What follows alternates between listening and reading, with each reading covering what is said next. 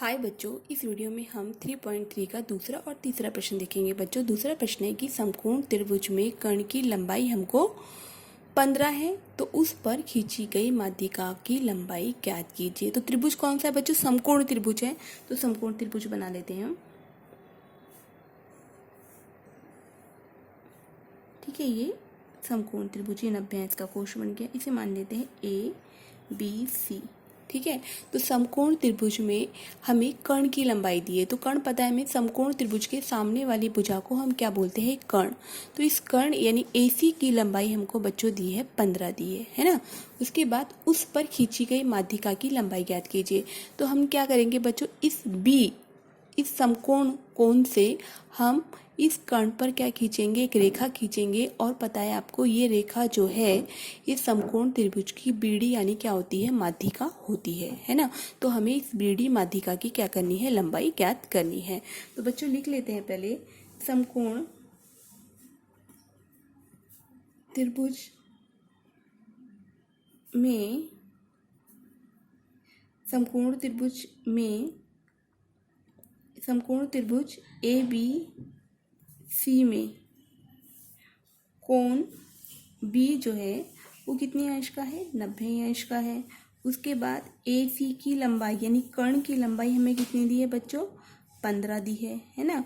और हमसे क्या पूछा है? माध्यिका लंबाई BD हमसे क्या करा है? पूछा है, यानी माध्यिका की हमसे क्या करिए? लंबाई पूछिए, ऐसा हम लिख लेंगे। उसके बाद बच्चों हमें BD ज्ञात करने के लिए हमारे पास हमें एक गुणधर्म पता है कि समकोण त्रिभुज में लिखेंगे, समकोण त्रिभुज में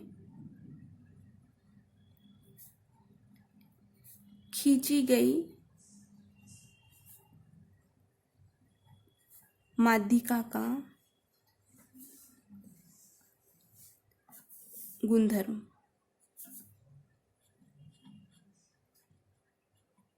ठीक है, तो समकोण त्रिभुज में खींची गई माध्यिका का गुणधर्म क्या होता है कि समकोण त्रिभुज में खींची गई माध्यिका, ये जो लंबाई BD जो है ये कर्ण की क्या होती है? आधी होती है।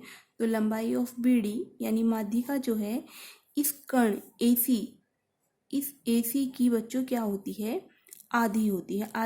इसका मतलब इसको 2 से भाग दे देंगे। ये समकोण त्रिभुज में खींची गई माध्यिका को गुणधर्म लगाएंगे। तो लंबाई ऑफ BD बराबर AC की लंबाई में 15 दी है, तो 15 लिखेंगे, भाग में 2 लिखेंगे। इसको भाग देंगे तो कितना आएगा बच्चों? 7.5 आएगा। तो लंबाई BD यानी BD की लंबाई हमारे पास कितनी आ गई? 7.5। इसी को हम क्या बोलते हैं बच्चों? माध्यिका बोलते हैं, यानी माध्यिका की लंबाई 7.5 आ गई।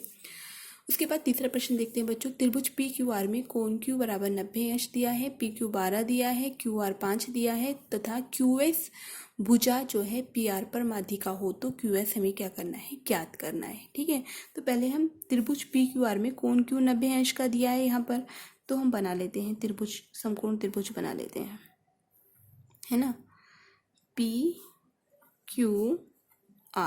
और ये 90 अंश का कोण है। ओके, उसके बाद ये PQ 12 दी है। PQ कहाँ है? ये वाली लंबाई हमें 12 दी है, इसे 12 लिख लेते हैं। QR हमें कितना दिया है? 5। ये रहा QR, तो हमें ये 5 दिया है। ठीक है, उसके बाद क्या बोला है कि ये जो QS जो है भुजा PR पर माध्यिका हो, यानी कि इस समकोण कोण से कर्ण पर क्या खींची गई है? माध्यिका खींची गई है। ये QS जो है भुजा QS जो है ये भुजा PR पर क्या है? माध्यिका हो। तो हमें बच्चों इस QS की हमें क्या करनी है? लंबाई ज्ञात करनी है हमें, यानी माध्यिका की लंबाई ज्ञात करनी है ना। तो QS माध्यिका की लंबाई ज्ञात करने के लिए पहले बच्चों हमें कर्ण की लंबाई पता होनी चाहिए, ये PR की लंबाई पता होनी चाहिए। ठीक है, तो पहले हम क्या करेंगे बच्चों, लिख लेते हैं कि त्रिभुज PQR में कोण Q जो है हमें कितना दिया है? 90 अंश दिया है। ठीक है, तो हम क्या करेंगे बच्चों, हमें ध्यान से देखें कि समकोण त्रिभुज में हमें PQ भुजा पता है, QR भुजा पता है, तो ये वाली भुजा ज्ञात करने के लिए हम कौन सी प्रमेय लगाएंगे? पाइथागोरस प्रमेय लगाएंगे। तो लिखेंगे पाइथागोरस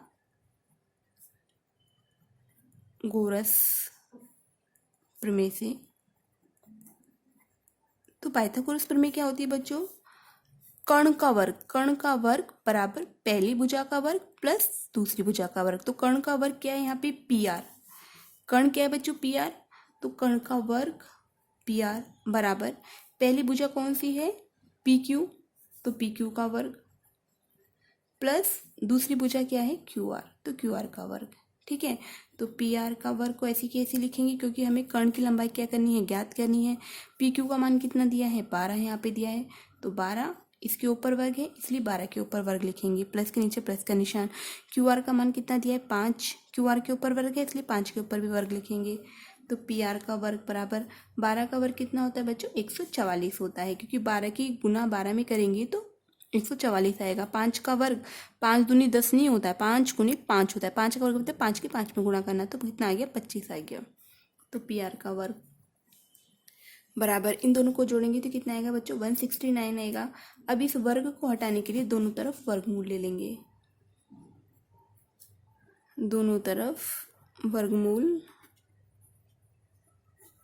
लेने पर जब वर्गमूल लेंगे बच्चों तो ये वर्ग जो है पी आर का हट जाएगा और इसके ऊपर 169 के ऊपर वर्गमूल का निशान आ जाएगा। तो पी आर बराबर कितना आ गया बच्चों 13। ठीक है, यानी हमारे पास कर्ण की लंबाई कितनी आ गई 13, क्योंकि 169 का वर्गमूल 13 होता है, यानी पी आर हमारे पास कितना आ गया 13 आ गया।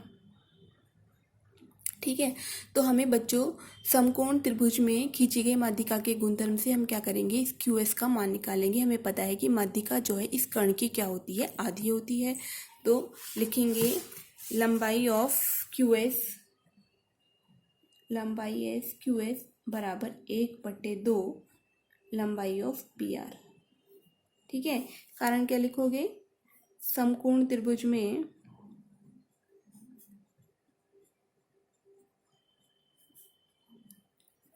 कर्ण पर खींची गई माध्यिका का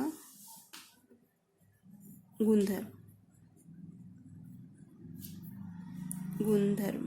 ठीक है, ये बच्चों एल है ना बाहर आएगा।